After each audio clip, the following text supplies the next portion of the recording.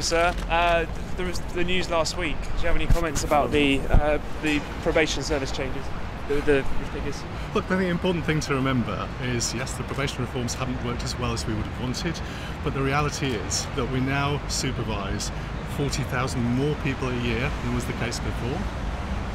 We now have fewer people reoffending than was the case before.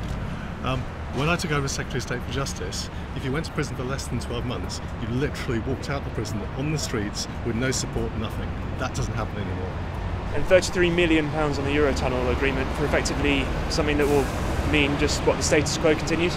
Well, the decision that we took last week was taken by the Department of Health to protect drug supplies to the UK and a no-deal exit, in the same way these contracts were let in the first place, after a discussion and a decision by a Cabinet Committee, because we had to prepare for all eventualities. You know, we all want to work for a deal, we're still working for a deal, we don't want to leave without a deal, but we have to be ready for all eventualities. This was a sensible part of contingency planning to make sure that we had all the resource we needed, all the drugs we needed, all the medical supplies we needed for the NHS. That's why the Cabinet took the decision it did, and that's why we collectively last week decided, however regrettable the Eurotunnel court action was, that we had to take a decision to protect the interests of the country in this circumstance of a no-deal Brexit, and that's the right thing to do. Are you feeling any pressure to resign? I'll carry on serving the Prime Minister as long as she wants me to. Okay.